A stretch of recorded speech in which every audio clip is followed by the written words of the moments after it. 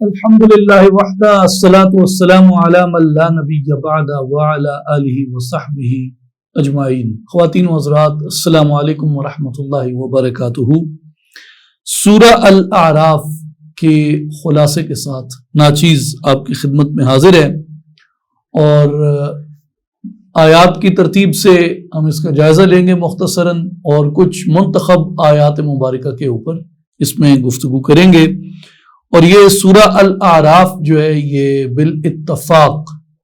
مکی سورتوں میں سے ہے، اور اس کی کل آیات کی تعداد 206 ہے۔ اور حضرت جابر بن زید اور حضرت عبداللہ ابن عباس رضی اللہ عنہم اجمعین، آپ کے نزدیک یہ سورت ترتیب نزولی کے اعتبار سے یہ 39 نمبر پہ نازل ہوئی، یعنی 39 نمبر پہ سورت صاد کے بعد نازل ہوئی، اور سورہ جن سے پہلے نازل ہوئی۔ مکی صورتیں جتنی بھی نازل ہوئی مکی صورتوں میں یہ سب سے طویل ترین صورت یہی ہے، اور اس صورت میں اسلام کے بنیادی عقائد کو ذکر کیا گیا ہے، اور اس کے اندر تنبیہ اور تحدید کا جو رنگ ہے وہ زیادہ نمایاں ہے، جو کہ مکی صورتوں کے خواص جتنے بھی ہیں وہ تقریباً تمام خواص اس ایک سورہ مبارکہ کے اندر موجود ہیں۔ اس کا جو نام ہے الاعراف، اس کے بارے میں امام زبیدی رحمۃ اللہ علیہ نے یہ ارشاد فرمایا ہے کہ یہ لفظ عرفن سے بنا ہے، اور اس کا معنی بلندی ہے، اور اس کا معنی جاننا بھی ہے، اور اس کا معنی پہچاننا بھی ہے۔ اور الاعراف جو ہے یہ جنت اور دوزخ کے درمیان جو سرحد ہے اس کو بھی الاعراف کہتے ہیں، جیسا کہ اس کی آیت نمبر 46 کے اندر جہاں اس کا نام الاعراف بھی آیا، اور اس نام کی وضاحت بھی یہیں پہ ہو جاتی ہے۔ وَبَيْنَهُمَا حِجَابٌ وَعَلَى الْأَعْرَافِ رِجَالٌ يَعْرِفُونَ كُلًّا بِسِيمَاهُمْ، اور جنت اور دوزخ کے بیچ میں ایک پردہ ہے، اور اعراف پر کچھ مرد ہوں گے کہ دونوں فریق کو ان کی پیشانیوں سے پہچانیں گے۔ تو یہاں بھی جس طریقے سے واضح ہے کہ اعراف سے مراد جنت اور دوزخ کے درمیان جو سرحد ہے اس کو اعراف کہا جاتا ہے۔ سورہ الاعراف سے پہلے سورہ الانعام آتی ہے،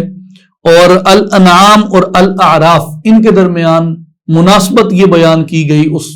مناسبتیں جتنی زیادہ بیان کی گئی ان میں سے خلاصے کے طور پہ یہ ہے کہ سورہ الانعام میں جتنے مسائل اور موضوعات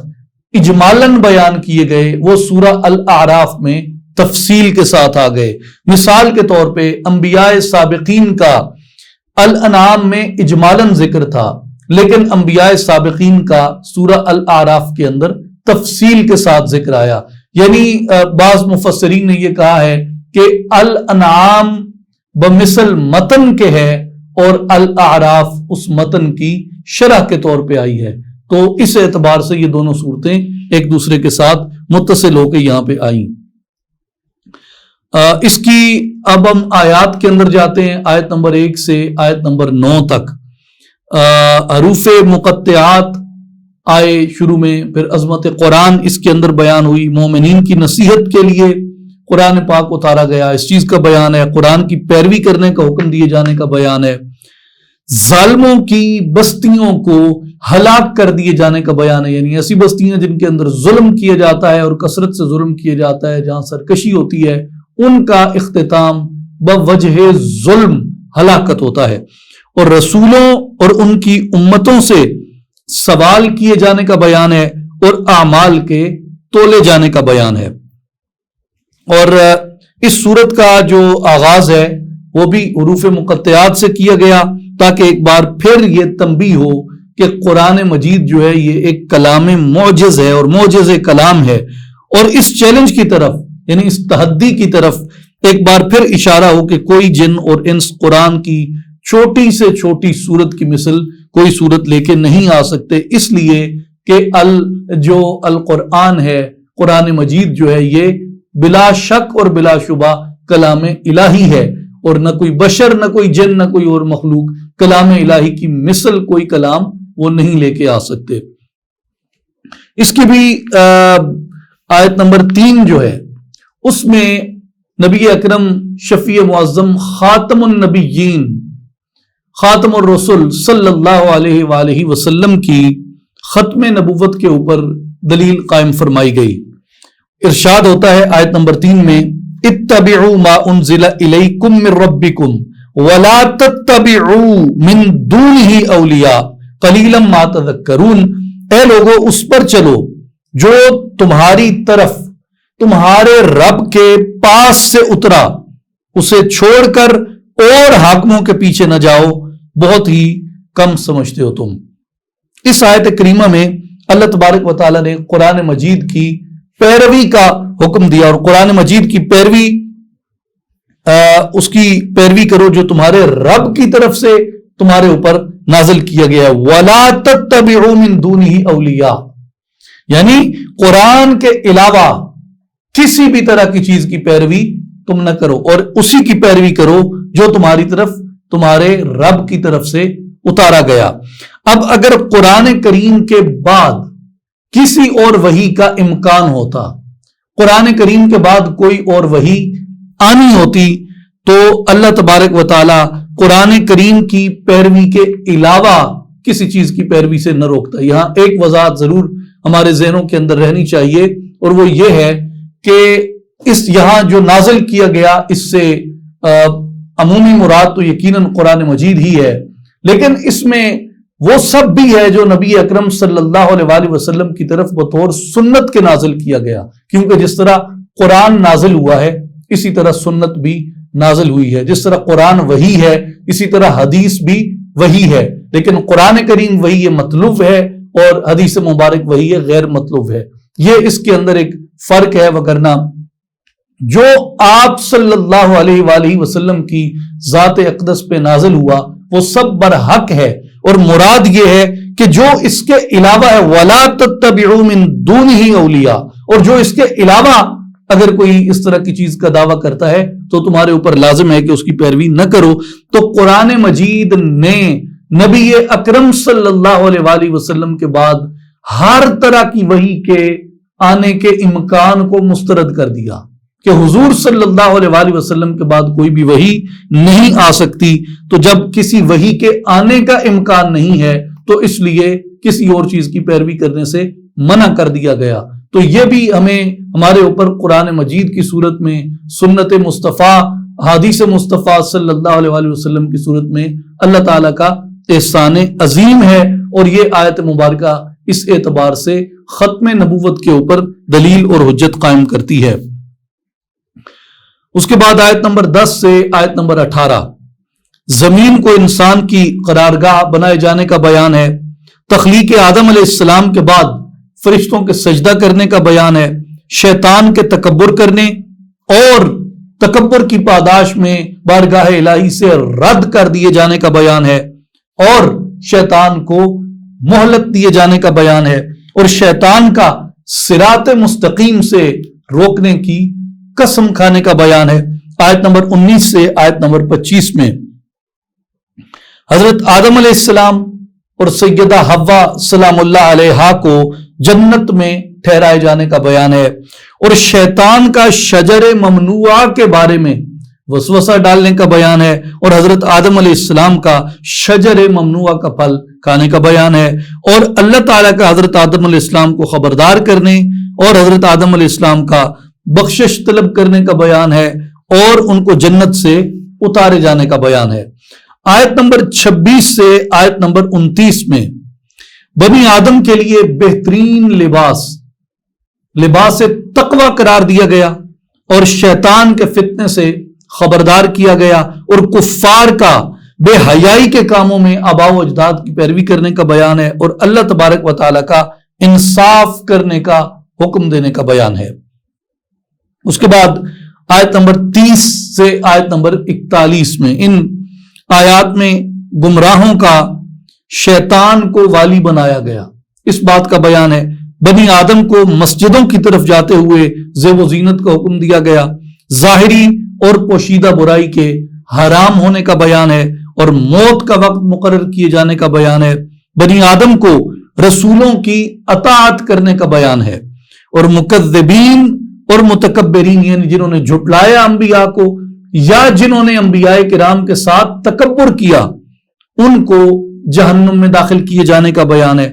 اور ان کا ایک دوسرے کے لیے عذاب طلب کرنے کا بیان ہے، ان کے لیے آسمان اور جنت کے دروازے نہ کھلنے کا بیان ہے، اور ان کے لیے آگ کو بچھونا بنائے جانے کا بیان ہے، اور یہ کتنا ہی دردناک عذاب ہے۔ آیت نمبر 42 سے آیت نمبر 43 میں صالحین کو جنت عطا کرنے اور صالحین کے سینوں سے کینے کو دور کر دینے کا بیان ہے، رسولوں کا حق کے ساتھ جلوہ گر ہونے کا بیان ہے، اور مؤمنین کو جنت کا وارث بنائے جانے کا بیان ہے۔ آیت نمبر 44 سے آیت نمبر 53 میں اہل جنت اور دوزخ کا ایک دوسرے کو پکارنے کا بیان ہے، اہل اعراف کا جنتیوں کو سلام کرنے کا بیان ہے، اور اہل اعراف کا جہنمیوں سے بیزار ہونے کا بیان ہے، اور دوزخیوں کا جنتیوں سے کھانا طلب کرنے کا بیان ہے، دین کو کھیل تماشا بنانے، دنیا کی زندگی کا انہیں دھوکے میں مبتلا کرنے کا بیان ہے، اور مؤمنین کے لیے قرآن مجید کا ہدایت اور رحمت ہونے کا بیان ہے، اور کفار کا آخرت میں سفارشی طلب کرنے کا بیان ہے۔ آیت نمبر 54 سے آیت نمبر 58 میں اللہ تبارک و تعالیٰ کا کائنات کو تخلیق فرمانے کا بیان ہے، اور بارگاہ الہی میں عاجزی سے دعا کرنے کی تلقین ہے، اور زمین میں فساد کرنے سے منع کرنے کا بیان ہے، اور رحمت الہی کا محسنین کے قریب ہونے کا بیان ہے، اور اللہ تبارک و تعالیٰ کا بارش کے ذریعے زمین کو سرسبز کر دینے کا بیان ہے۔ آیت نمبر 59 سے آیت نمبر 72 میں حضرت نوح علیہ السلام کا اپنی قوم کو تبلیغ فرمانے کا بیان، قوم کو آپ کے جھٹلانے کی وجہ سے غرق کر دیے جانے کا بیان ہے، حضرت لوط علیہ السلام کا قوم عاد کو تبلیغ کرنے کا بیان ہے، اور قوم کا آپ کو جھٹلانے کی وجہ سے عذاب میں گرفتار ہونے کا بیان ہے۔ اسی طرح آیت نمبر 73 سے آیت نمبر 78 میں حضرت صالح کا قوم سمود کو تبلیغ کرنے کا بیان ہے، ناقۃ اللہ کا یعنی وہ جو اونٹنی آئی تھی اس ناقۃ اللہ کا اللہ کی نشانی ہونے اور اس کا ادب کرنے کا بیان ہے، قوم سمود کا اپنے نبی کو جھٹلانا اور ناقۃ اللہ کی اونچیں کاٹ دینے کا بیان ہے، اور اس جرم میں وہ زلزلے میں مبتلا کیے گئے اس کا بیان ہوا۔ اب آئیے یہاں ہم آیت نمبر 73 میں تھوڑی سی ایک نظر ڈالتے ہیں۔ ارشاد گرامی ہے ہذہ ناقۃ اللہ لکم آیۃ فذروها تأکل فی ارض اللہ ولا تمسوها بسوء فیأخذکم عذاب علیم۔ یہ اللہ کی ناقہ ہے، یہ اللہ کی اونٹنی ہے، تمہارے لیے نشانی تو اسے چھوڑ دو کہ اللہ کی زمین میں کھائے، اور اسے برائی سے ہاتھ نہ لگاؤ کہ تمہیں دردناک عذاب دیا جائے گا۔ امام ابو البرکات النصفی رحمت اللہ علیہ نے تفسیر مدارک التنزیل میں اس آیت مبارکہ کے تحت فرمایا، جو عام طور پہ تفسیر النصفی کے نام سے معروف ہے۔ آپ فرماتے ہیں کہ وَلَا تَضْرِبُوهَا وَلَا تُعَكِّرُوهَا وَلَا تَطْرُدُوهَا إِكْرَامًا لِآيَةِ اللَّهِ، اللہ کی نشانی کی تعظیم اور تکریم کی خاطر، اللہ کی نشانی کی تعظیم اور اللہ کی نشانی کی تکریم کی خاطر تم اس کو نہ مارو، اور نہ ہی اس کی کونچیں کاٹو، اور نہ ہی اس کو ہانکو۔ تو اس اونٹنی کو، اور بعض کئی مفسرین نے اس میں اضافہ کرتے ہوئے یہ کہا کہ اس اونٹنی کو یعنی اللہ کی اونٹنی، اس اونٹنی کی تعظیم اور تکریم کے طور پہ فرمایا گیا، یعنی ناقۃ اللہ، اس اونٹنی کو اس کی تعظیم اور تکریم کی وجہ سے کہا گیا، جیسے کعبہ کو بیت اللہ کہا گیا کہ یہ اللہ کا گھر ہے۔ اسی طرح اونٹنی کا معجزہ ہونا، اور اس وجہ سے ہے کہ پتھر کی چٹان پھٹ گئی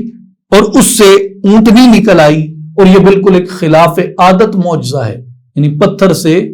ایک زندہ جانور کس طریقے سے برآمد ہو سکتا ہے؟ تو یہ ایک حیران کن معجزہ تھا. اور اونٹنی کا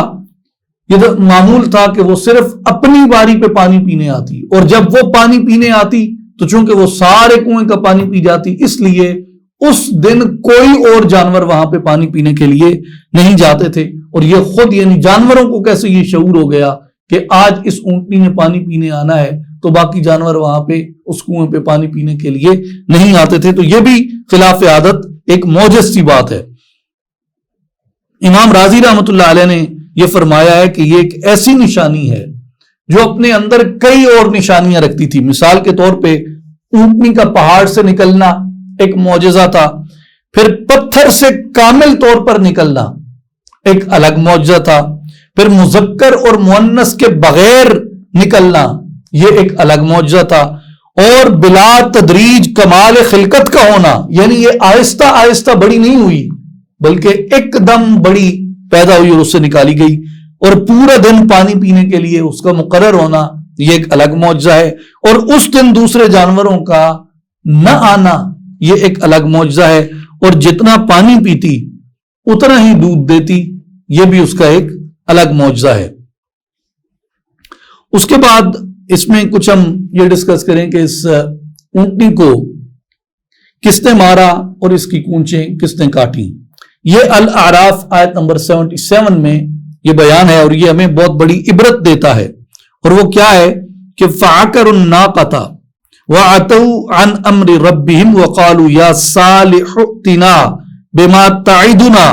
إِن كُنتَ مِنَ الْمُرْسَلِينَ. پس ناکہ کی کونچیں کاٹ دی اور اپنے رب کے حکم سے سرکشی کی اور بولے اے صالح ہم پر لے آؤ جس کا تم وعدہ دے رہے ہو اگر تم رسول ہو، یعنی وہ عذاب الہی کو دعوت دے رہے تھے. فَنَادَوْا صَاحِبَهُمْ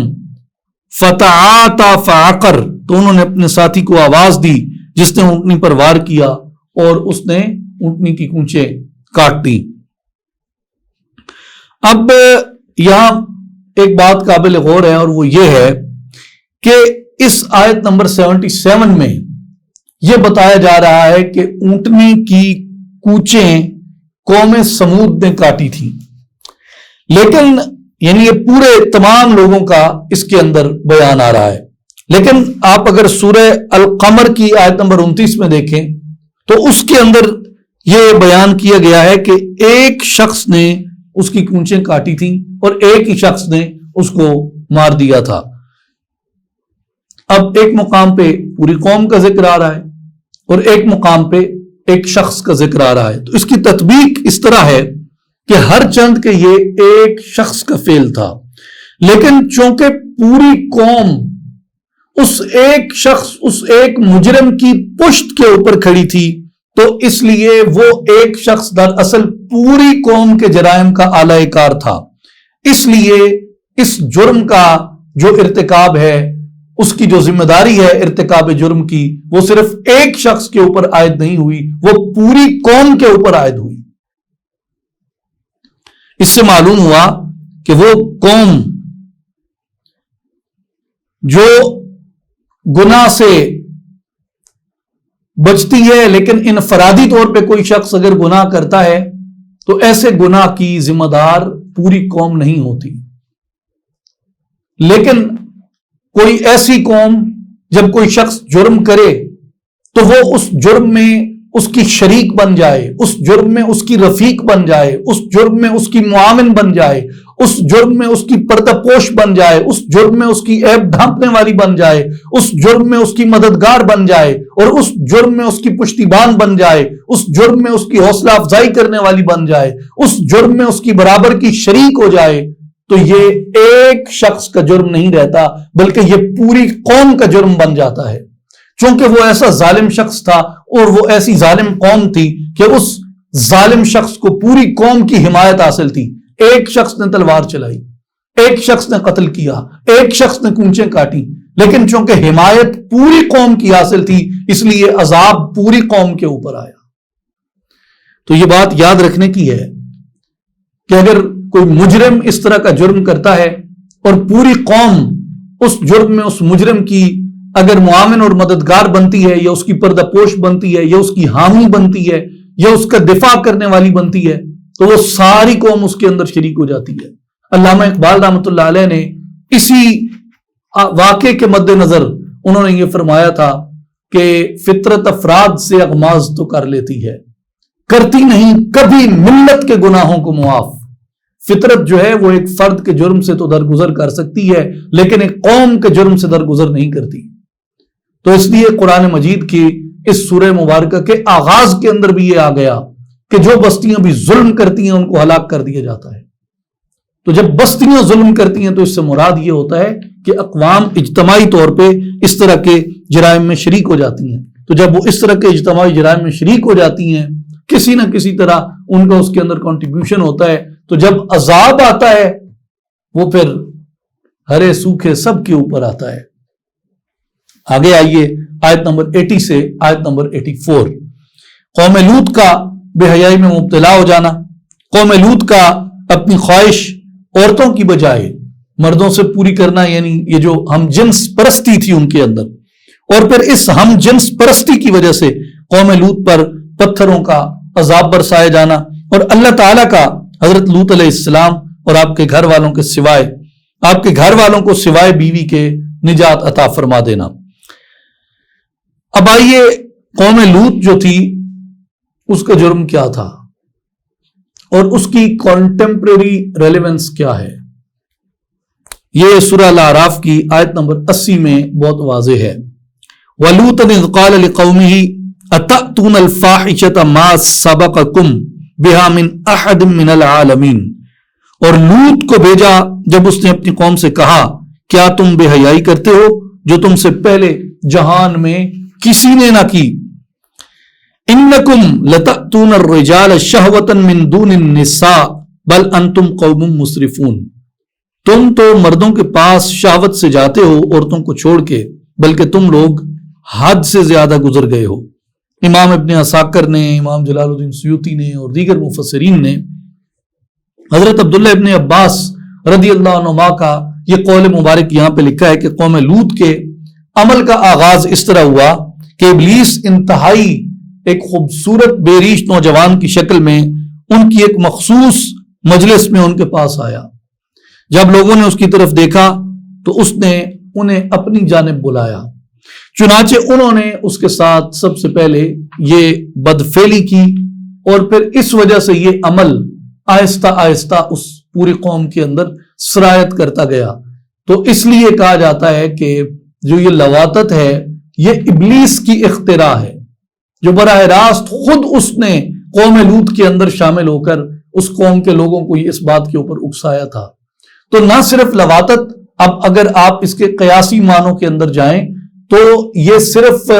مرد کا نہیں بلکہ کسی بھی سینس کے اندر جہاں پہ بھی ہم جنس پرستی ہوتی ہے بنیادی طور پہ اس کے اوپر اسی عذاب کا اور اسی طرح کی چیزوں کا اطلاق ہوتا ہے۔ تو یہ فی زمانہ یہ بات مطلقاً ہے، اور آپ پوری دنیا کے اندر جس طرح دیکھتے ہیں اس کو بعض مذاہب نے اس کو لیجٹمیٹ ویلیو دے دی، ممالک تو اس کو کثرت کے ساتھ تقریباً قبول کر چکے ہیں، اور چند ایک درجن ممالک جو ہیں وہ اس سے بچ گئے ہیں، اور میرا خیال ہے کہ یہ بھی زیادہ تر وہی ممالک ہیں جن کے اندر کہیں نہ کہیں ریلیجیس ویلیو یا مورل ویلیوز ابھی تک کسی نہ کسی طرح مضبوط ہیں۔ تو اس لیے یہ ایک ایسا فتنہ ہے عصر حاضر میں کہ یہ آہستہ آہستہ یہ سرایت کرتا جا رہا ہے، لیکن اس کے بارے میں جو دو بڑے خطرناک ٹولز ہیں وہ ہمیں اپنے مد نظر رکھنے چاہیے۔ ایک ٹول تو ہم یہ جانتے ہیں کہ ہمارے جیسے جو ممالک ہیں جن کی عوام ریزسٹ کرتی ہے اس طرح کی چیزوں کے سامنے، مثال کے طور پہ میں ایک عام آدمی ہوں اور میں قرآن مجید پہ مطلب لاریب اس کتاب کے اندر ایک یقین کامل رکھتا ہوں، یہ یقین کامل کی طلب کرتا رہتا ہوں اللہ تعالیٰ کی بارگاہ سے، اور اس کتاب پہ حد الوسع مطالعہ کرنے، اس پہ عمل کرنے کی کوشش کرتا ہوں اپنی توفیق کے مطابق۔ تو اس طرح لاکھوں کروڑوں لوگ اس ملک کے اندر ایسے ہیں جن کی سیم سٹوری ہے، وہ اس کتاب کو پڑھتے ہیں، اس سے تعلق رکھتے ہیں، اس سے سیکھتے ہیں، اس پہ عمل کرنے کی کوشش کرتے ہیں، اور یہ سمجھتے ہیں کہ ہماری دنیا اور قبر اور آخرت کے اندر اگر روشنی کی کوئی کرن ہے ہماری بخشش کی، ہماری نجات کی کوئی امید ہے، ہمارے لیے بھلائی کا کوئی راستہ ہے، تو وہ کتاب مجید قرآن حکیم ہے۔ تو اس اعتبار سے وہ مر جائیں گے، لیکن اس طرح کی جو ہم جنس پرستی ہے، یہ جس وجہ سے قوم لوط کے اوپر عذاب آیا، اور ایسا عمل جس کی قرآن مجید نے جس عمل کو رد کیا، جس عمل کو عمل ابلیس قرار دیا، ایسے عمل میں شامل ہونا وہ کبھی گوارا نہیں کر سکتے۔ تو اس طرح کے ممالک کو کنٹرول کرنے کے لیے ان کے دو ٹولز ہیں۔ پہلا ٹول یہ ہے کہ وہ جو دنیا کا ایک گلوبل اکنامک سسٹم ہے، اس گلوبل اکنامک سسٹم کے ذریعے، مثال کے طور پہ فیٹف ہے، مثال کے طور پہ IMF ہے، مثال کے طور پہ ورلڈ بینک ہے، مثال کے طور پہ سوئفٹ ہے، مثال اس طرح کی، یعنی جتنے یہ ان کے اکنامک ٹولز ہیں، ان سینکشنز کے ذریعے وہ ان ممالک کو قابو کرتے ہیں اور کنٹرول کرتے ہیں، اور یہ بڑی خاموشی کے ساتھ یہ قوانین وہ بنوا لیتے ہیں۔ اور اس میں ان کے جو اعلی کار ہیں، اس میں ان کے اعلی کار وہ NGOs ہوتی ہیں، وہ غیر سرکاری ادارے ہوتے ہیں جو انٹرنیشنل ڈونر ایجنسیز کی فنڈنگ کے اوپر یہاں پہ چل رہے ہوتے ہیں، اور ان کا ایجنڈا سوائے اس کے اور کوئی نہیں ہوتا کہ یہاں پہ اس طرح کی خباثت کو، اس طرح کی غلاظت کو عام کیے رہے۔ پاکستان کے کئی شہروں کے اندر ان LGBTs کے پرچم لہرائے جاتے ہیں، ان کی اس طرح کی شرعام جو ان کے جلوس نکلتے ہیں، ان کے مظاہرے ہوتے ہیں۔ اس کی ایک مثال جو ہے وہ عورت مارچ ہے، اور وہ بھی اسی چیز کا شاخسانہ ہے۔ اور اسی طرح اور بھی اس سے بڑھ کے بہت بے حیائیاں اور برائیاں ہیں۔ کئی ہمارے جو دوست، نام نہاد دوست ممالک ہیں، ان کی ایمبیسیز جو ہیں پاکستان کے اندر، وہ اس کے اوپر فنڈنگ کرتی ہیں، اور اس طرح کی جو کمیونٹی پاکستان کے اندر ایگزسٹ کرتی ہے، ان کو ہر طرح سے وہ سپورٹ کرتے ہیں، ان کو پروموٹ کرتے ہیں۔ ایک تو یہ ان کا ٹول ہے، یعنی ان کی اکنامک سینکشنز، ان کے جتنی اکنامک انسٹیٹیوشنز ہیں ان کے ذریعے وہ کنٹرول کرتے ہیں، اور ان انسٹیٹیوشنز سے وہ فنڈنگ کرتے ہیں آگے اپنے گماشتوں کو، اپنے زر خرید غلاموں کو، جن کے ذریعے وہ سوسائٹی کے اندر اس طرح کی چیزیں بڑی خاموشی کے ساتھ وہ لیگل کروا لیتے ہیں، ان کو ایک لیجیٹمیسی ان کی ہو جاتی ہے۔ دوسرا اس کا جو ٹول ہے وہ برین واشنگ ہے، اور اس برین واشنگ کا ٹول ان کے پاس ہے میڈیا۔ اس وقت بڑی خطرناک دنیا کے اندر آپ اگر ریزلٹس کو دیکھیں، اسپیشلی جتنی اس وقت ماڈرن ڈراما سیریلز آ رہے ہیں، ماڈرن فلمیں جتنی آ رہی ہیں، ان کے اندر جو یہ سیم سیکس میرج ہے، یا جس کو ٹرانسجینڈر کہتے ہیں، ان کو ایک ایجنڈا کے طور پہ پروموٹ کیے جا رہا ہے۔ اور آپ اگر دنیا کے اندر جتنی بھی اس طرح کی چیزیں بنتی ہیں، ان کے بارے میں جو تحقیقات شائع ہوتی ہیں، وہ گوگل اسکالر وغیرہ پہ ہر جگہ پہ اس طرح کے سرویز جو ہیں وہ اویلیبل ہوتے ہیں۔ ان میں اگر آپ دیکھیں تو آپ کو یہ پتہ چلتا ہے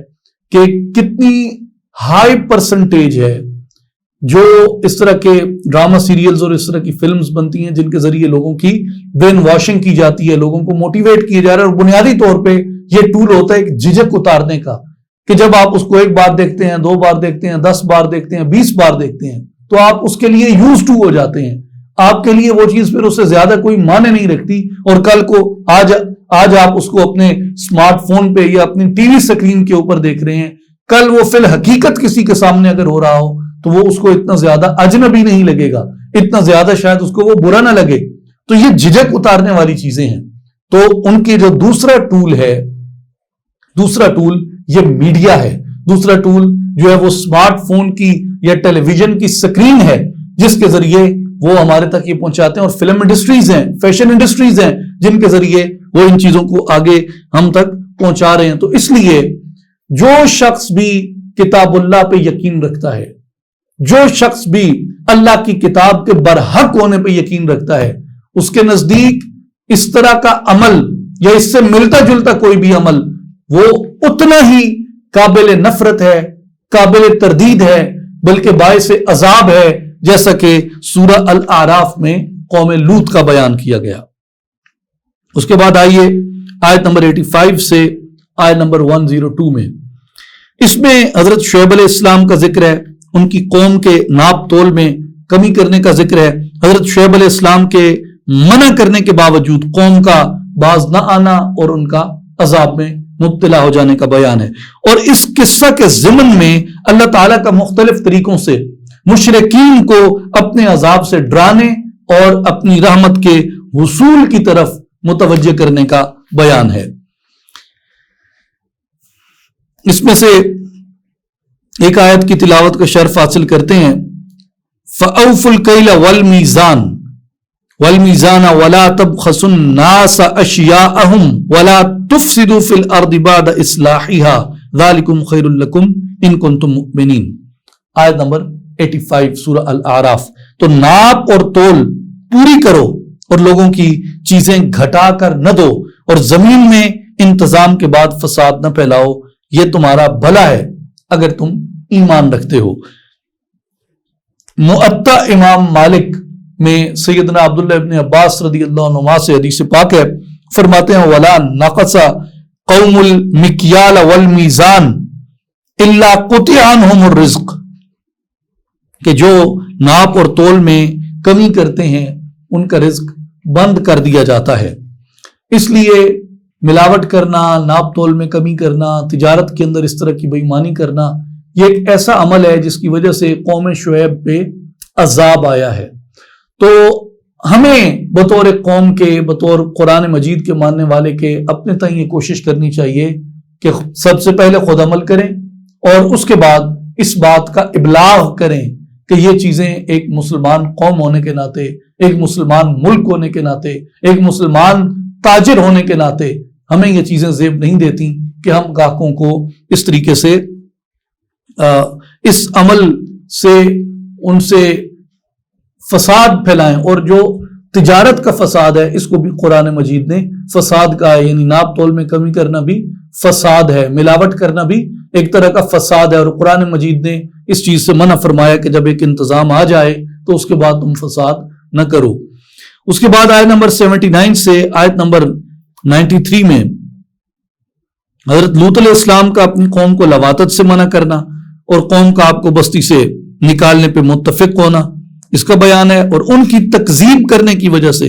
پتھروں کی بارش میں عذاب، پتھروں کی بارش کے عذاب میں مبتلا کیے جانے کا بیان ہے، اور حضرت شعیب علیہ السلام کا قوم مدین کو تبلیغ کرنے کا بیان ہے، اور عدل کے ساتھ ناپ اور تول کرنے کی تلقین کرنے کا بیان ہے، لیکن قوم کا آپ کی تکذیب کرنے کی وجہ سے عذاب میں مبتلا کیے جانے کا بیان ہے۔ اب یہاں ایک بڑی خوبصورت چیز ہے، اور وہ یہ ہے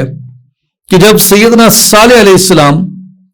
اور سیدنا شعیب علیہ السلام کی اقوام پہ عذاب آئے تو انہوں نے عذاب کے گزر جانے کے بعد اپنی قوم سے خطاب کیا، کس حالت میں کہ جب ان کی قوم جو تھی وہ مردہ پڑی تھی، لیکن وہ وہاں پہ جا کے خطاب کرتے ہیں اور گفتگو کرتے ہیں۔ مثال کے طور پہ سورہ الاعراف کی آیت نمبر 79 میں دیکھیں، فَتَوَلَّى عَنْهُمْ وَقَالَ يَا قَوْمِ لَقَدْ أَبْلَغْتُكُمْ رِسَالَةَ رَبِّي وَنَصَحْتُ لَكُمْ وَلَكِنْ لَا تُحِبُّونَ النَّاصِحِينَ۔ تو صالح علیہ السلام نے ان سے منہ پھیرا اور کہا، ہے میری قوم، بے شک میں نے تمہیں اپنے رب کی رسالت پہنچا دی اور تمہارا بھلا چاہا، مگر تم خیر خواہوں کی غرض ہی نہیں تھے۔ اب حافظ ابن کثیر رحمۃ اللہ علیہ نے اپنی تفسیر میں اس آیت مبارکہ کی تفسیر کے تحت لکھا ہے کہ قال لهم صالح ذلك بعد ہلاکہم، کہ صالح علیہ السلام نے یہ بات اپنی قوم کو ان کی ہلاکت کے بعد کہی جا کے، تقریعا و توبیخا وهم يسمعون ذلك، انہیں زجر و توبیخ کرنے کے لیے اس حال میں کہ وہ اس خطاب کو سن رہے تھے۔ اور اس کے بعد حافظ ابن کثیر آگے لکھتے ہیں، کما ثابت فی الصحیحین ان رسول اللہ صلی اللہ علیہ وآلہ وسلم لما ظہر علی اہل بدر اقام ہناک ثلاثا، وہ فرماتے ہیں کہ مردوں کا سننا صحیحین کی حدیث سے بھی ثابت ہے، یعنی بخاری شریف اور مسلم شریف کی احادیث سے مردوں کا سننا یہ ثابت ہے۔ جب رسول اللہ صلی اللہ علیہ وآلہ وسلم کو بدر کے میدان میں فتح حاصل ہوئی تو آپ نے وہاں 3 دن قیام فرمایا۔ 3 دن کے بعد آپ صلی اللہ علیہ وآلہ وسلم آپ آخر شب کو اپنی سواری پر سوار ہو کر قلیب کے پاس آئے، اور قلیب وہ مقام ہے جہاں جتنے قریش کے مردے تھے ان کو زمین کے اندر دبایا گیا تھا۔ تو وہاں آپ صلی اللہ علیہ وآلہ وسلم نے فرمایا کہ اے ابو جہل ابن حشام، اے عتبہ بن ربیعہ، اے شیبہ بن ربیعہ، اے فلاں،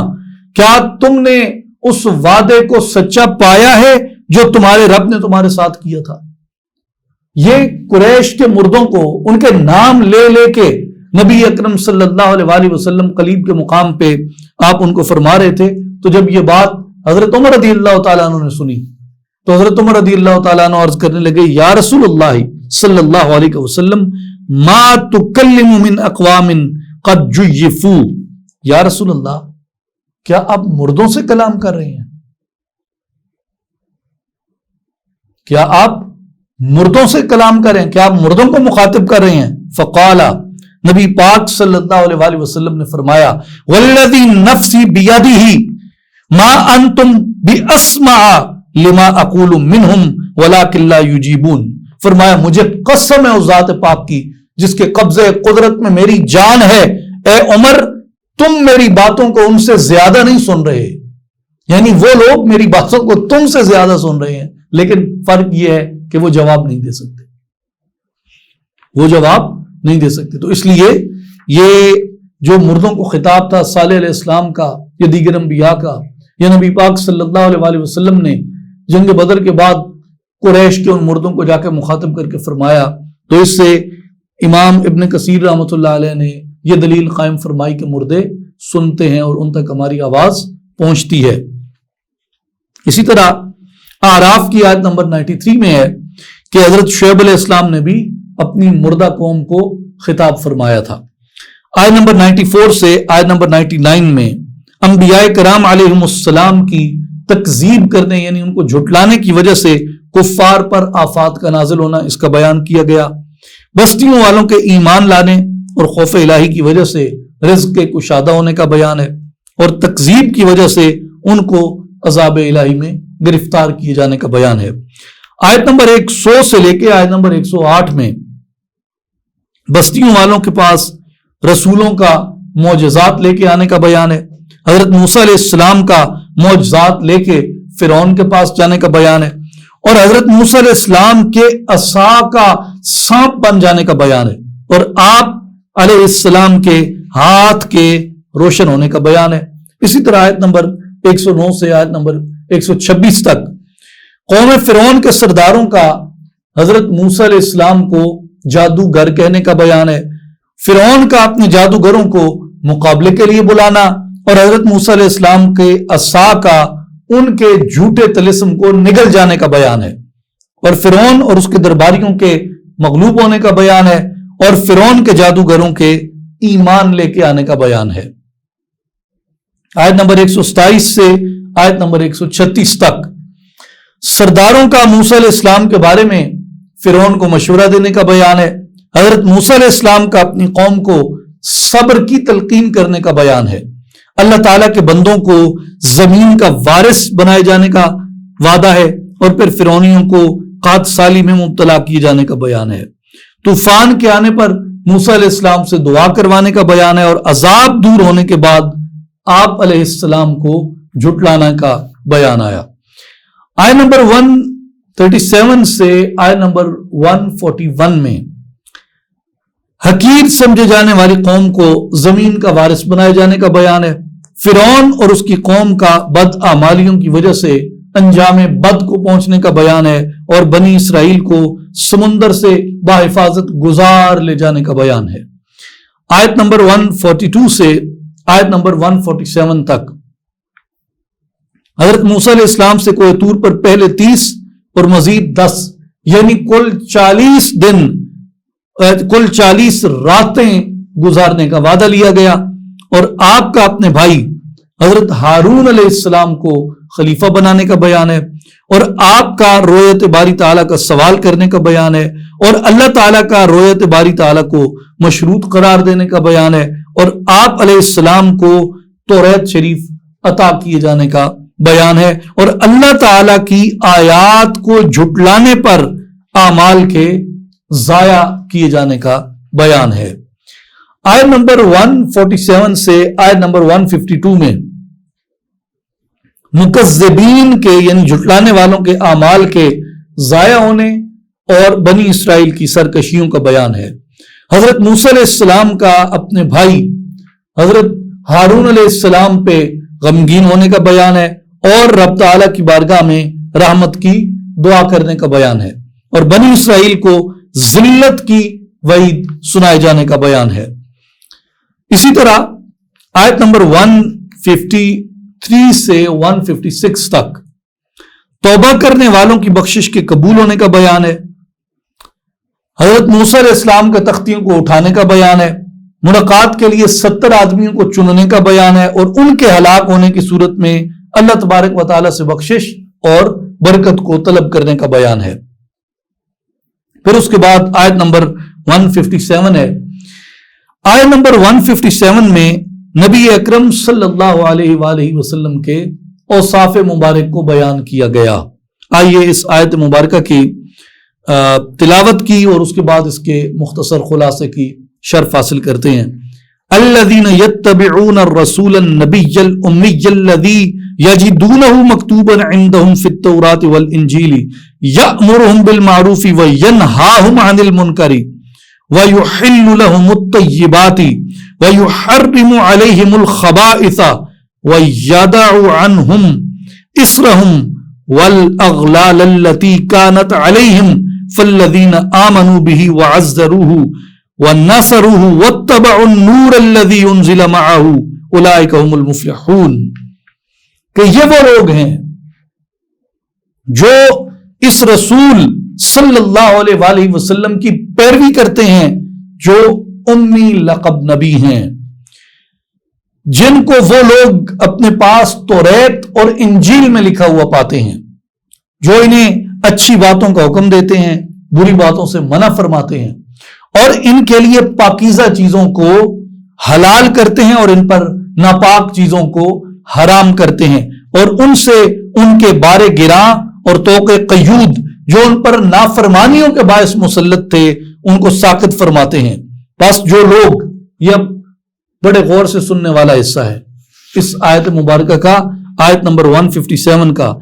فَالَّذِينَ آمَنُوا بِهِ وَعَزَّرُوهُ وَنَصَرُوهُ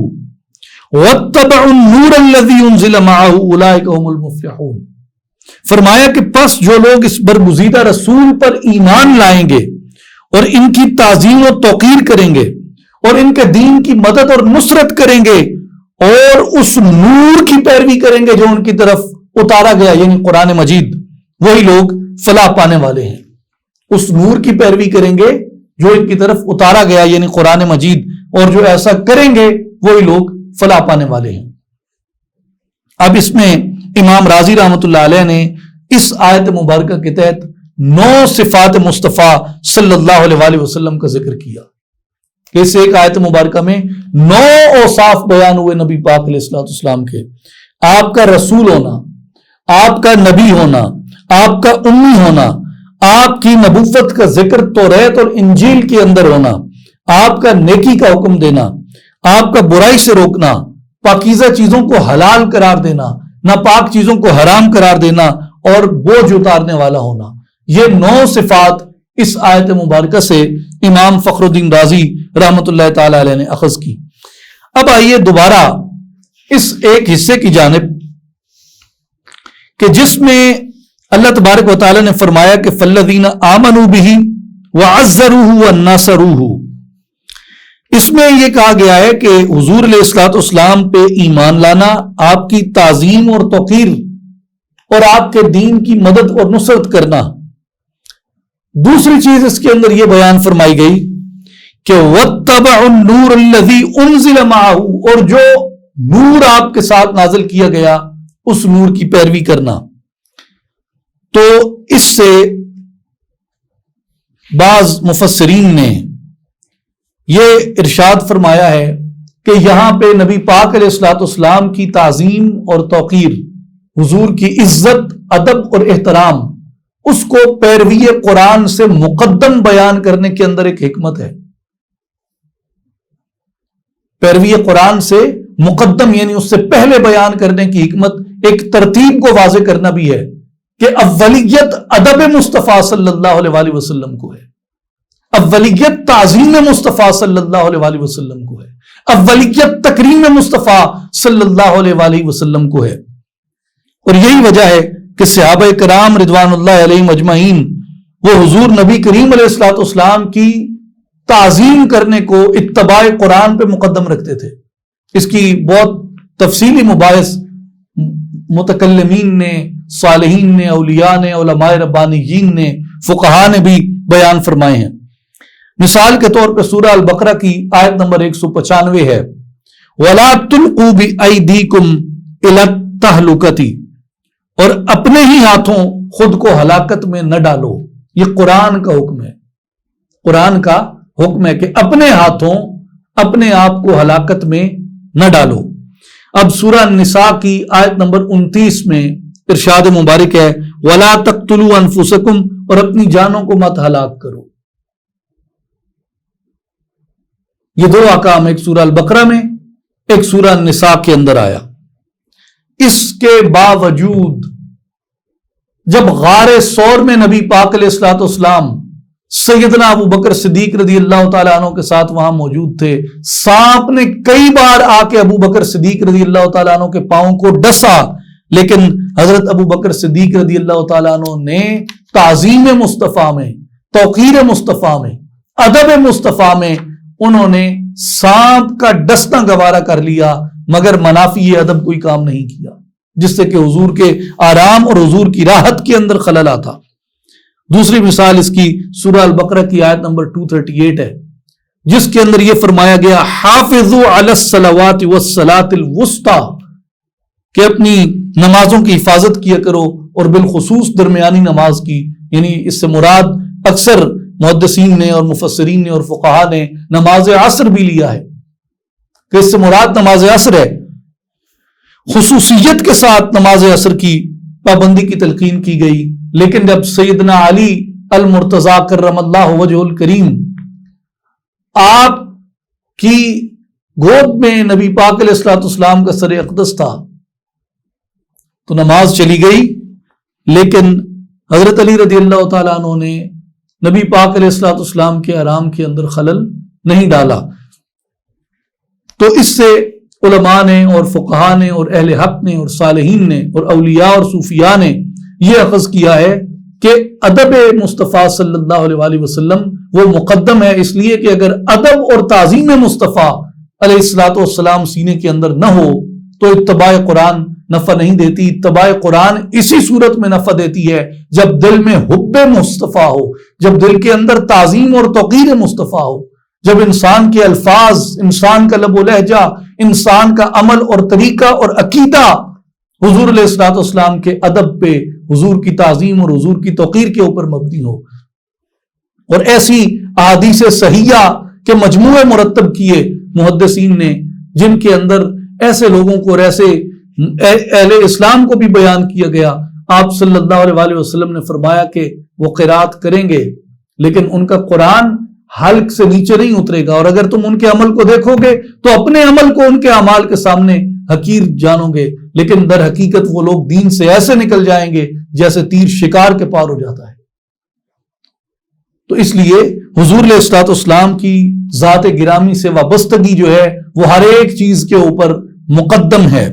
اس لیے قرآن مجید کی اس آیت مبارکہ سے یہ حکمت بیان کی گئی کہ فالذین آمنوا بہ وعزروہ وناصروہ واتبعوا النور الذی انزل معہ اولئک هم المفلحون۔ اس کے بعد اسی آیت میں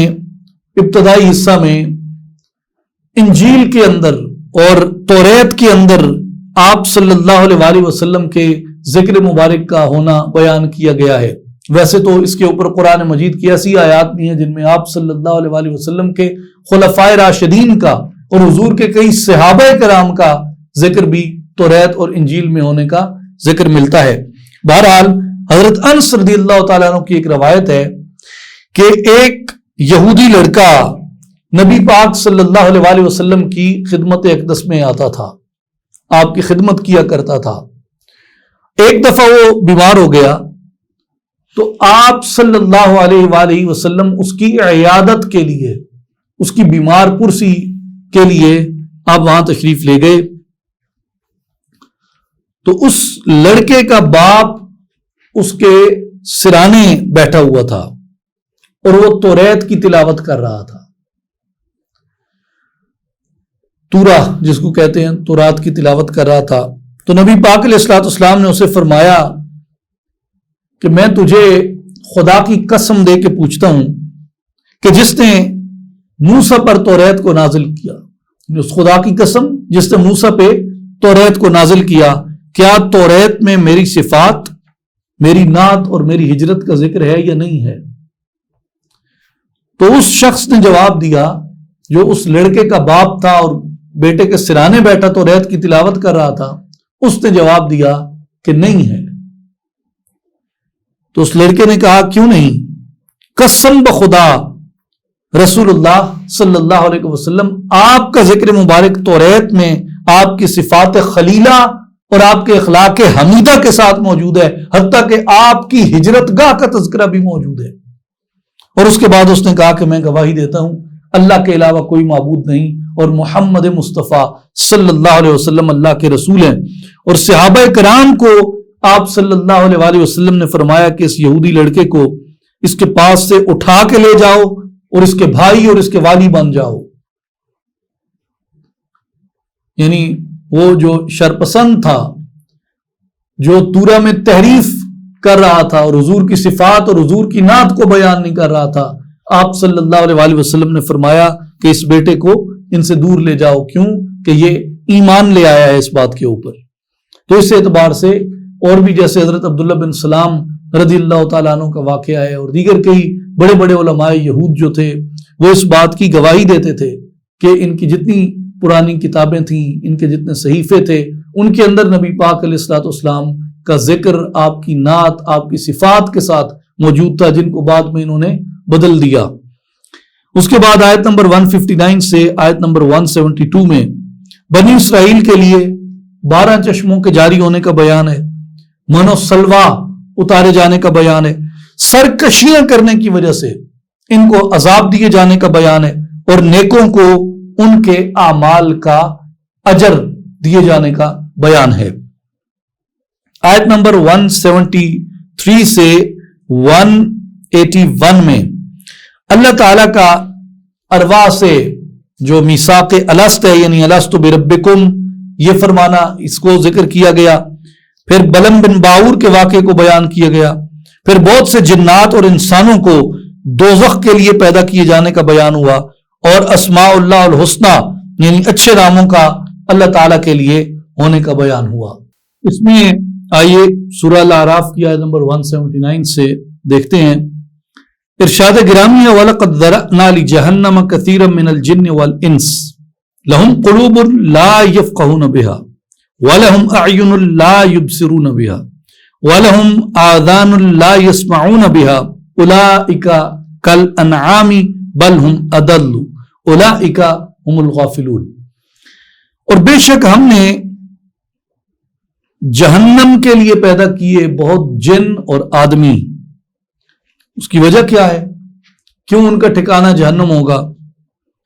اس کی وجہ یہ بیان فرمائی کہ لہم قلوب لا یفقہون بہا، وہ دل رکھتے ہیں مگر ان دلوں سے سمجھتے نہیں ہیں. وَلَهُمْ أَعْيُنٌ لَا يُبْصِرُونَ بِهَا، انہیں آنکھیں دی ہیں لیکن وہ آنکھوں سے دیکھتے نہیں. وَلَهُمْ آذَانٌ لَا يَسْمَعُونَ بِهَا، اور وہ کان جن سے سنتے نہیں. اولئک کالانعام بل ہم اضل، یہ لوگ چوپایوں کی مثل ہیں، جانوروں کی مثل ہیں، بلکہ ان سے بھی بدتر ہیں. اولئک هم الغافلون، اور یہ گمراہی کے اندر اور غفلت کے اندر یہ لوگ پڑے ہوئے ہیں. اب امام اسماعیل حقی برسوی رحمت اللہ تعالی علیہ نے اس آیت مبارکہ کے تحت لکھا، فرماتے ہیں تو جان لے کہ بے شک اللہ تعالیٰ نے مخلوق کو مختلف گروہوں میں پیدا فرمایا، اور ان میں سے ایک گروہ کو اپنے قرب اور اپنی محبت کے لیے پیدا کیا، اور ان کے بارے میں فرماتے ہیں کہ وہم اہل اللہ وخاصتہ اظہارا للحسن والجمال وکانوا بہ یسمعون کلامہ. فرمایا کہ وہ اہل اللہ ہیں اور اللہ کے خاص بندے ہیں، اپنے حسن و جمال کو ظاہر کرنے کے لیے، اور وہ اللہ تبارک و تعالیٰ کے کلام کو سنتے ہیں۔ وَبِهِ يُبْصِرُونَ جَمَالَهُ وَبِهِ يَعْرِفُونَ كَمَالَهُ وَبِهِ يُبْصِرُونَ جَمَالَهُ وَبِهِ يَعْرِفُونَ كَمَالَهُ۔ یہ کون لوگ ہیں؟ اور یہ اللہ کے جمال کو دیکھتے ہیں اور اللہ کے کمال کو پہچانتے ہیں، اللہ کے کمال کی معرفت رکھتے ہیں۔ اور ان میں سے ایک گروہ کو جنت اور اس کی نعمتوں کے لیے پیدا فرمایا، اور لطف اور رحمت کا اظہار کرنے کے لیے۔ اور کیا فرمایا؟ ایسے لوگ کون ہیں؟ فَجَعَلَ لَهُمْ قُلُوبًا يَفْقَهُونَ بِهَا دَلَائِلَ التَّوْحِيدِ وَالْمَعْرِفَةِ وَأَعْيُنًا يُبْصِرُونَ بِهَا آيَاتِ الْحَقِّ۔ فرمایا ان کے دلوں کو ایسا بنایا جن سے وہ توحید اور معرفت کے دلائل کو سمجھتے ہیں۔ یہ کون لوگ ہیں؟ جو اہل غفلت نہیں ہیں بلکہ اہل اللہ ہیں، اللہ کے خاص بندے، جن کو نعمت قرب سے، نعمت معرفت سے جن کو نوازا ہے۔ یہ کیا ہیں؟ یہ یفقہون بہا دلائل التوحید والمعرفہ، یہ اپنے دلوں سے اس کی توحید اور اس کی معرفت کے دلائل کو سمجھتے ہیں۔ وَأَعْيُنًا يُبْصِرُونَ بِهَا آیات الحق، اور ان کی آنکھوں کو ایسا بنایا کہ وہ حق کی نشانیوں کو دیکھتے ہیں۔ اور ان میں سے یعنی اس کے برخلاف ایک گروہ ایسا ہے جس کو جہنم کے لیے پیدا کیا، اور وہ اہل نار ہیں، اپنے قہر و عزت کا اظہار کرتے ہوئے۔ اولئک کالانعام لا یحبون اللہ ولا یطلبونہ۔ فرمایا یہ اہل نار کون ہے اور یہ اس کے قہر کا نشانہ کیوں ہے؟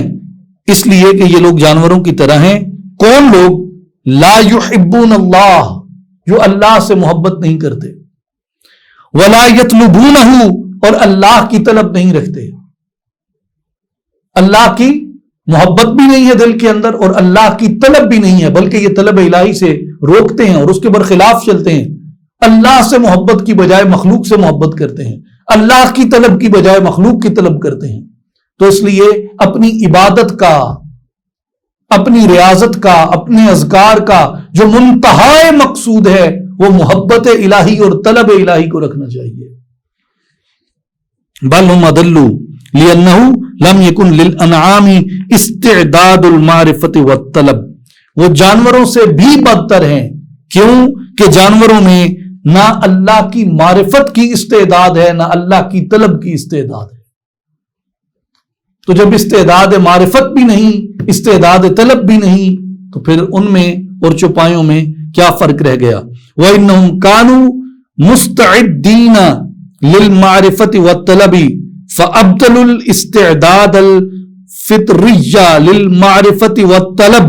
جبکہ ان کے اندر معرفت اور طلب کی استعداد موجود ہے، پس انہوں نے معرفت و طلب کی فطری استعداد کو ضائع کر دیا۔ یعنی جو بھی انسان پیدا ہوتا ہے، ہر بچہ فطرت اسلامیہ پہ پیدا ہوتا ہے، یعنی پیدائشی طور پہ بنی نوع انسان کے اندر بیلٹن ہے، یہ بات شامل ہے، داخل ہے، اس کی فطرت میں داخل ہے کہ وہ اللہ کی طلب رکھتا ہے۔ لیکن انہوں نے اس دنیا کے اندر آ کے اپنے اس جوہر کو تلاش نہیں کیا، اپنے بھی جوہر ماہو انجم سے کم نہ تھے۔ یہ اور بات ہے کہ فیروزہ نہ کر سکے، جوہر داشت ولے نظر کباؤ جم کرد، قباد اور جمشید کی سلطنت کی غلامی تو اختیار کر لی، مگر اللہ کی سچی طلب اور اس کی معرفت کے پیچھے نہ گئے، تو اس لیے اس فطری استعداد کو ضائع کر بیٹھے۔ بالرکونی الی شہوات الدنیا وزینتها واتباع الہوی، دنیا کی شہوات اور زینت کی طرف یہ لوگ مائل ہو گئے، اور اس طرف مائل ہونے کی وجہ سے خواہش نفس کی پیروی کرتے ہیں۔ فباعوا الآخرۃ بالاولی والدین بالدنیا، انہوں نے آخرت کی بجائے اس مقام کو اپنے لیے پسند کر لیا،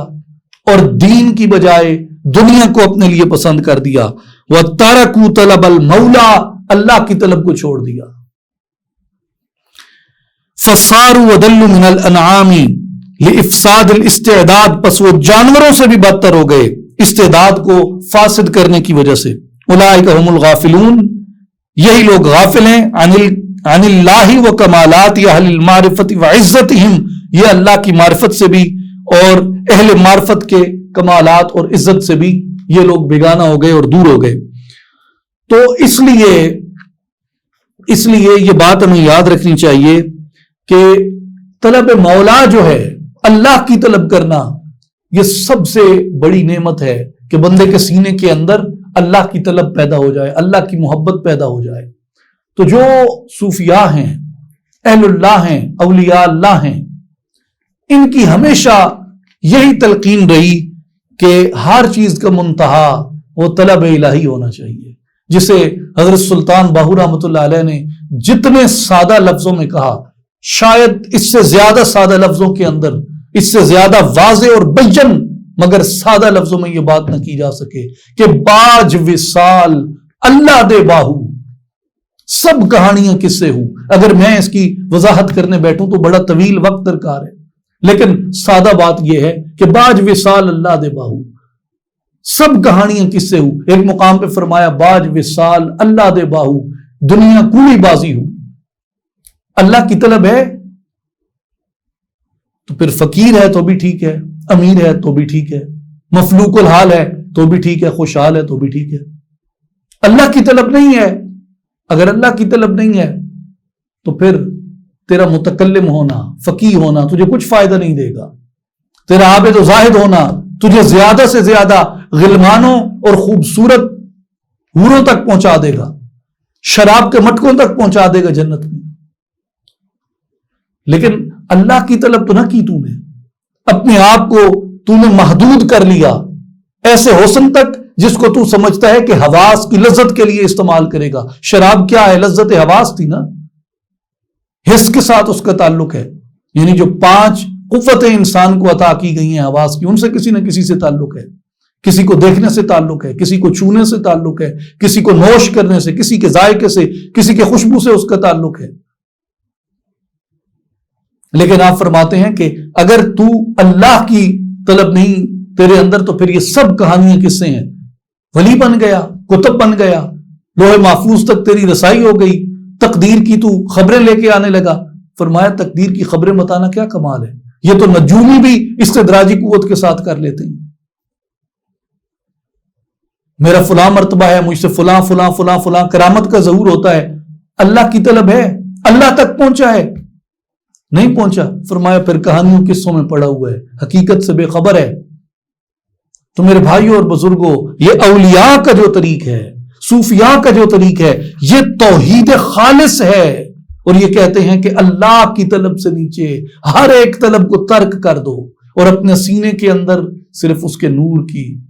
اس کے حضور کی، اس کی رضا کی، اس کی خوشنودی کی، اس کے قرب کی، اس کی معرفت کی، جتنی کہ انسانی استعداد کے اندر ہو اس معرفت کی طلب کرو. آیت نمبر 82 سے آیت نمبر 188 میں مکذبین کی مذمت کی گئی، قیامت کے علم کے بارے میں بیان ہوا اور حضور نبی کریم صلی اللہ علیہ وآلہ وسلم کے اظہار عبودیت کا بیان ہے. اس کے بعد آیت نمبر 189 سے آیت نمبر 206 میں تخلیق انسانی کے مبدا اور شرک کی تردید، درگزر کرنے، شیطان کے حملوں سے بچنے، رسول خدا کا وحی کی پیروی کرنے کا بیان ہے. تلاوت کے وقت خاموش ہو کر تلاوت کو سننے کا بیان ہے اور ذکر خفی کرنے کے بارے میں تلقین کی گئی. آیت نمبر 199 اس کے اندر یہ بیان کیا گیا ہے کہ خذ العفو وأمر بالعرف وأعرض عن الجاہلین. اے محبوب صلی اللہ علیہ وسلم، معاف کرنا اختیار کرو اور بھلائی کا حکم دو اور جاہلوں سے منہ پھیر لو. امام طبرانی رحمۃ اللہ علیہ نے ابو امامہ رضی اللہ تعالیٰ عنہ کی روایت سے بیان کیا کہ رسول اللہ صلی اللہ علیہ وآلہ وسلم نے فرمایا، جس نے قدرت ہونے کے باوجود معاف کر دیا، تنگی کے دن اللہ تعالیٰ اس کو معاف کر دے گا. یعنی قیامت کے دن اسے معاف کر دیا جائے گا جو اس دنیا میں قدرت رکھنے کے باوجود کسی کو معاف کر دیتا ہے. کیوں کہ قیامت کے دن اللہ کی قدرت ہوگی، چاہے تو جہنم میں ڈال دے، چاہے تو نجات عطا کر دے. تو اس لیے یہاں اگر تم قدرت رکھتے ہو تو اپنے غصے کو تھوک ڈالو، معاف کر دو، اللہ تبارک و تعالیٰ قیامت کے دن تمہیں معاف کر دے گا. اس کے بعد آیت نمبر 203 میں فرمایا وَإِذَا لَمْ تَأْتِهِمْ بِآيَاتٍ قَالُوا لَوْلَا اجْتَبَيْتَهَا قُلْ إِنَّمَا أَتَّبِعُ مَا يُوحَى إِلَيَّ مِن رَّبِّي هَذَا بَصَائِرُ مِن رَّبِّكُمْ وَهُدًى وَرَحْمَةٌ لِقَوْمٍ يُؤْمِنُونَ۔ اے محبوب صلی اللہ علیہ وسلم، جب تم ان کے پاس کوئی آیت نہیں لاتے تو وہ کیا کہتے ہیں کہ تم نے اپنے دل سے کیوں نہ بنا لی؟ قَالُوا لَوْ لَاجْتَبَيْتَهَا، تم نے خود کیوں نہ بنا لی؟ قل، حبیب آپ ان کو فرما دیجئے، انما اتبع ما یوحا، بے شک میں تو اسی کی پیروی کرتا ہوں جو میری طرف وحی کی جاتی ہے، من ربی، اللہ کی طرف سے، ھذا بصائر من ربکم، یہ تمہاری رب کی طرف سے آنکھیں کھولنا ہے، وہدی ورحمۃ لقوم یؤمنون، اور ہدایت ہے اور ایمان والوں کے لیے رحمت ہے اس کے اندر۔ اس لیے میں یہ جو آیات تمہارے سامنے پیش کرتا ہوں یہ میرے رب کی طرف سے آتی ہیں۔ اور امام اسماعیل حقی برسوی رحمۃ اللہ تعالی علیہ نے اس کے تحت ارشاد فرمایا کہ وفی الآیۃ اشارۃ الی انہ کما ان النبی یتبع الوحی الالہی، فرمایا اس کے اندر اس بات کی طرف اشارہ ہے کہ نبی صرف وحی الہی کی اتباع کرتا ہے، وہ وحی الہی کے علاوہ کسی چیز کی اتباع نہیں کرتا، وہ وحی الہی کی اتباع کرتا ہے۔ اور اس کے ساتھ دلیل قائم کی امام اسماعیل حقی برسوی نے، فرمایا کذالک الولی یتبع الالہام الربانی، فرمایا اسی طرح جو اللہ کے ولی ہوتے ہیں وہ الہام ربانی کی پیروی کرتے ہیں۔ فلا قدرت علی تزکیۃ النفوس الا بالوحی والالہام، اور وحی اور الہام کے بغیر نفس کے تزکیے کے اوپر قدرت حاصل نہیں ہوتی۔ وَأَيْضًا لَوْ لَمْ يَتَّبِعِ الْهُدَى لَكَانَ أَهْلُ هَوَى غَيْرُ صَالِحٍ لِلْإِرشَاد، اسی طرح اگر وہ ہدایت کی اتباع نہ کرے تو وہ اہل ہوا میں سے ہوگا جو ارشاد اور تلقین کے لائق نہیں رہتا۔ وَخَائِنًا والخائن لا يكون امينا على اسرار النبوة والولایہ، اور ایسا شخص جس کا تزکیہ نہیں ہوتا اور اس کے وجود سے ہوا و حرص اور ہوس اور شہوت یہ زائل نہیں ہو جاتے، اس وقت تک وہ خائن رہے گا۔ اور جو خائن ہوتا ہے یعنی خیانت کرنے والا ہوتا ہے، لا يكون امينا على اسرار النبوة والولایہ، ایسے شخص کو کبھی بھی اسرار نبوت کا یا اسرار ولایت کا امین نہیں بنایا جا سکتا۔ تو اسرار ولایت کا اگر کوئی شخص امین نہیں ہے تو اس کا مطلب یہ ہے کہ وہ حرص سے، ہوس سے، ہوا سے، کینہ سے، بغض سے، عناد سے، حسد سے پاک نہیں ہے۔ اگر وہ پاک ہوتا تو اس کا سینہ اسرار ولایت کے لیے کھول دیا جاتا۔ تو اس لیے جو اولیاء اللہ ہیں ان کے بارے میں آپ یہ فرماتے ہیں کہ وہ الہام کی پیروی کرتے ہیں، اور الہام کے ذریعے ان کا تزکیہ نفس ہوتا ہے۔ اور اس کی جو مثال ہے وہ قرآن مجید سے کئی اس کی مثالیں ہیں، لیکن سورہ کہف میں سیدنا خضر علیہ السلام اور سیدنا موسیٰ علیہ السلام کا جو واقعہ ہے وہ اس کی سب سے عمدہ مثال ہے کہ کس طریقے سے وہ تزکیہ نفس کے لیے الہام کے اوپر اعتماد کرتے ہیں۔ تو اولیاء اللہ کی جو محافل ہوتی ہیں، مجالس ہوتی ہیں، وہ اپنے کشف سے اور ان اسرار ولایت کی وجہ سے وہ ان باتوں کی خبر پا لیتے ہیں کہ کیا کام میرے لیے مفید ہے اور کیا کام میرے لیے مفید نہیں ہے۔ تو اللہ تعالی ہمیں اسرار ولایت سے آگاہ فرمائے، اور اللہ تبارک و تعالی نبی اکرم صلی اللہ علیہ وآلہ وسلم کی شریعت پہ، حضور کی سنت پہ ہمیں گامزن عمل رہنے کی توفیق عطا فرمائے، قرآن مجید کے نور سے ہمیں منور فرما دے اور معطر فرما دے، قرآن کے ظاہر سے ہمارے ظاہر کو سرشار فرما دے، اور قرآن مجید کے باطن سے ہمارے باطن کو آباد فرما دے۔ وآخر دعوانا ان الحمد للہ رب العالمین۔